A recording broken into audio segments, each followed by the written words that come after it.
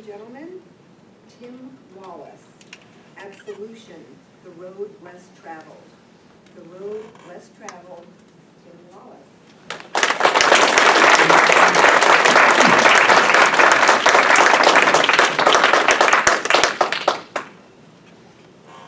Life can be the sunshine on peaceful days with bright blue skies.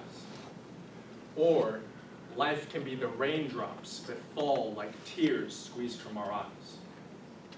Life can be the heaven that you'll only reach through hell, since you won't know if you're happy if you've not been sad as well. Life can teach hard lessons, but you'll be wiser once you know that roses need both sunshine and a touch of rain to grow. Didn't Ernest Hemingway hit the nail on the head with that one?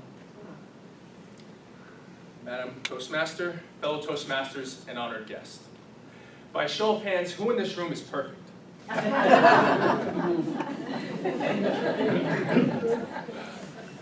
Now this may come as a shock to you all, but neither am I.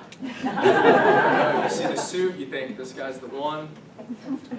Each and every one of us at one point in time in our lives have made a mistake. And some of us, in addition to that, have also dealt with tough experiences. How you register and respond to those two things has a huge impact on your life. Forgiveness is defined as the intentional and voluntary process by which a victim undergoes a change in feeling and attitude regarding an offense.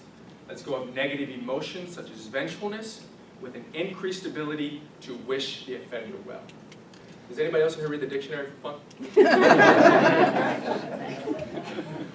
The two key words in that definition are intentional and voluntary.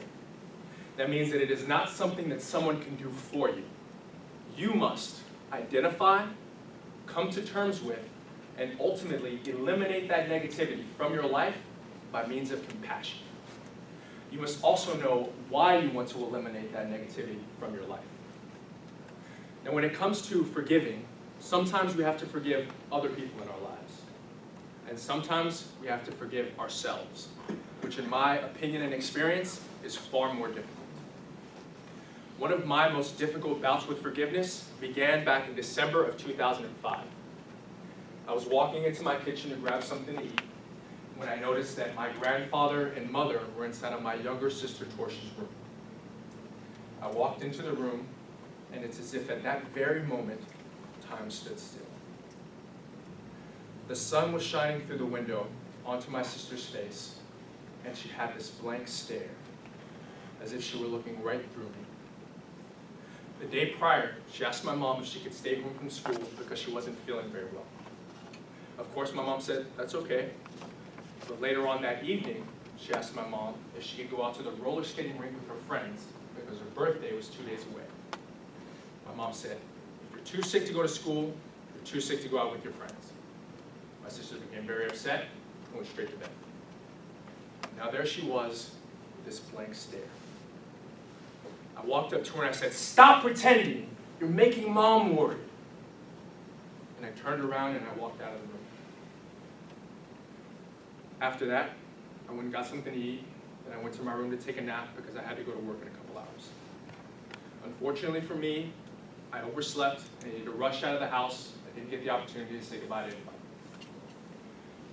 A few hours later, I received a phone call from my older brother telling me that my sister was extremely sick and needed to be rushed to the hospital. She was placed into a medically induced coma. She was in that coma for her 17th birthday, and we pulled the plug 2 days later. Wow. My final words to my sister were, stop pretending, you're making mom worried. Not, I hope you feel better soon, or is there anything that I can do for you, or I love you. Only insensitive words filled with anger. Those words echoed in my brain for years and years and years. I wouldn't allow myself to think of all of the good times that we had, or the times that I was a supportive older brother, only the words. It's interesting how easy it is for us to dwell on the negative things in our lives, but all it does is hold us back from progression. My sister was a loving and caring person. The kind of person whose affectionate personality always made people want to be in her presence. The kind of person who would take care of you and make you soup if you were sick. The kind of person who would be devastated to know that her brother was holding on to such negativity inside of his heart. Upon realizing this, I made the decision to only focus on the amazing person she was, the great times that we shared, as well as the good man that I've become since that time. And I can honestly say that since making that decision, I've become a much happier person. Is there someone in your lives that you need to forgive? Are you holding on to an unnecessary burden that is keeping you from attaining peace and knowing, displaying, and reciprocating true love and happiness? If so, I implore you to take action. As I said before, no one in this world is perfect. And as long as you have time, you can make any change to your life that you want.